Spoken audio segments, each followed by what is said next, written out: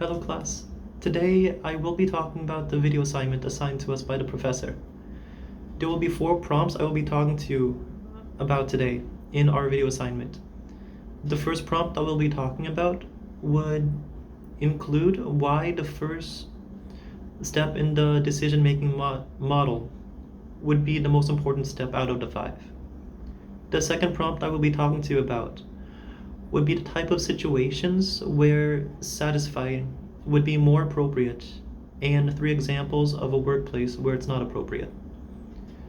The third prompt I will be talking to you about will be discussing the relationships between creativity and innovation. And lastly, the 4th prompt I will be talking about would be why hiring managers may or may not hire someone based on their level of experience and innovation or creativity. Right. I will begin this video talking about prompt number 1. I am going to defend my perspective on why the first step of this decision-making model is the most important.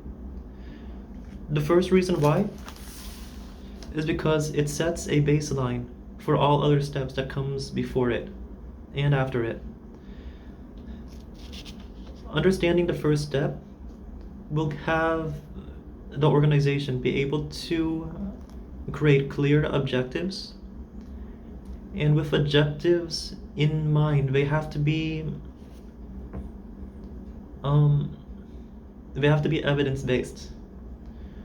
With clear objectives of what you want to accomplish, what decisions you want to make, in what time, and who it will affect, it will greatly help the person making these decisions choose the optimal choice. It's important to be realistic with the goals you identify, but knowing what you want to achieve is the most important part in this process, because if you don't finish the first step, the others that follow will not have much of an effect on your organization and your decisions. I understand that there are many aspects to the first step, but collecting data seems to be the most important in my opinion. Without data, you can't make proper, objective, and clear decisions. But once you do, every step that follows the first will be easier. Once all the data is compiled, it's important to ask why you want to make this decision. Is it going to increase revenue, increase profit, improve employee morale, or help with a certain department of your organization? In business and in individual life, decisions are made every day, and I believe this process is important in understanding why they are made and how effective they can be.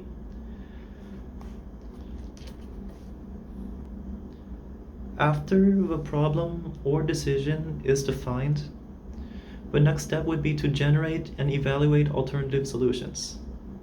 You can have more than one solution, but it's important to choose the most optimal. The next step after that would be to select the preferred solution and conduct ethical double checks. After this comes the 4th step in the model, which is implementing the solution, followed by the last step, which is to evaluate the results and monitor.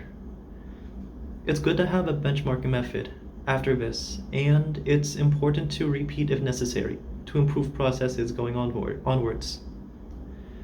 As you can see, all of these steps are in order. Without the first step of defining or identifying the problem with the data you're given, then it will be hard to proceed to the next 4 steps. In the second prompt I will be talking to you about today would be the subject of satisficing. Not to be confused with satisfying. Satisficing is a decision-making strategy coined by Herbert Simon, which involves searching through available alternatives until an acceptability threshold is met, rather than aiming for an optimal solution. This approach is often used when faced with constraints such as time, resources, or overwhelming options. In other words, to satisfy or to suffice. As long as the minimum requirements are met, then it will be considered satisficing. You are satisfying a need by meeting the bare minimum. The problem with this strategy would be that since there are many alternatives and many solutions, choosing one that meets the bare minimum will just meet the bare minimum, but it won't be optimal. Optimal solutions will take time, effort, money, good management, and many other factors. People choose to suffice an option if they are constrained. The company that you work for may not have the time necessary to make a decision, to solve a problem, such as problems involving employee morale, revenue, profit generation, manufacturing, sales, or any aspect of your organization. In many workplaces, to suffice means meeting your sales quota, but not going beyond that, to accomplish a job or an assignment, but not doing it well, or offering the most basic of customer interactions and service in the hospitality industry. I have read and listed 3 jobs where sufficing would not be appropriate. Jobs such as engineering and manufacturing for important industries such as aviation, shipping yards, and automobiles are an example. If you suffice in these areas, quality control would be lowered. The reason why is because you'll be meeting the bare minimum quality controls.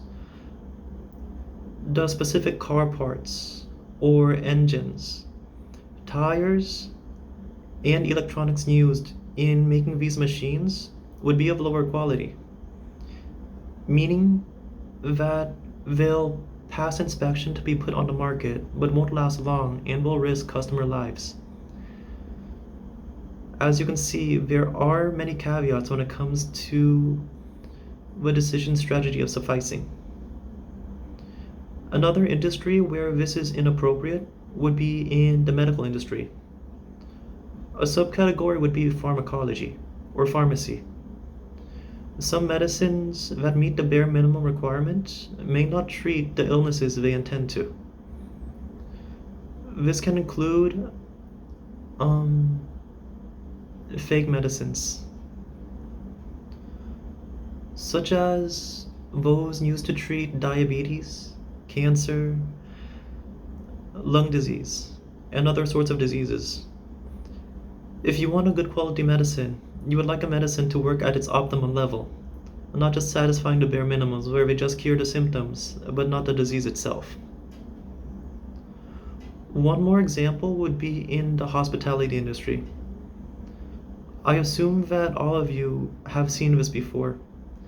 Many restaurant employees, hotel staff, and employees in similar industries will do the bare minimum.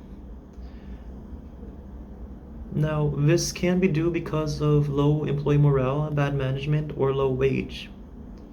This goes back to the hygiene factors and the motivational factors we've talked about in previous sections. But because of these reasons, a lot of these employees will do the bare minimum, therefore sufficing, but not overly achieving or producing. The problem here is you can see that these employees are not motivated for a number of reasons. But this affects the company's bottom line. As we all know, bad hospitality can affect the company's reputation and therefore affect its revenue, profits, and customer base.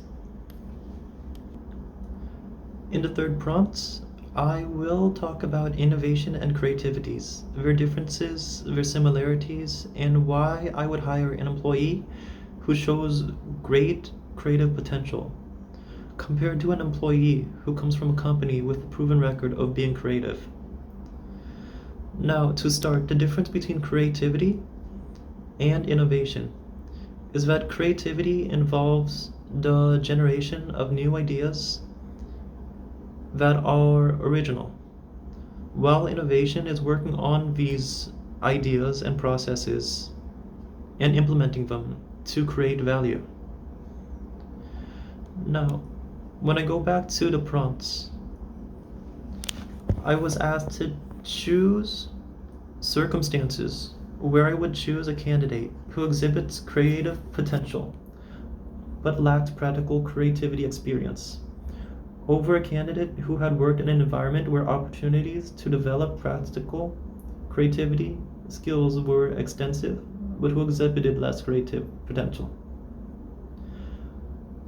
So, the reason why I would choose an employee with creative potential over an employee who has exhibited creative potential at a previous company would be that since the employee has the possibility of being creative, we can utilize his skills, his ambition, and motivate him into being creative in our company.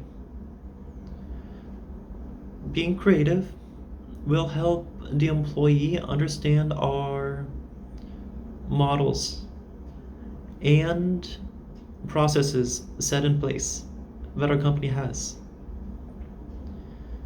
Because of this, I would choose this employee.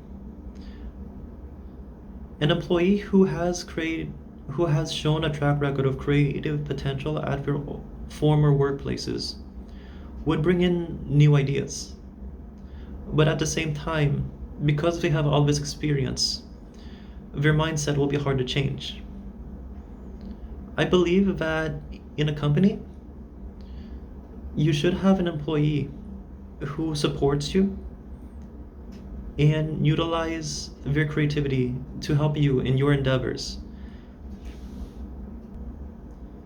An example would be in the digital design industry, the humanities industry, and teaching. The three industries that I have listed includes some level of creativity. The person who comes in with creative potential can learn the basics and learn from the company and utilize their creative potential and the information they're taught to express themselves and possibly help the company's bottom line.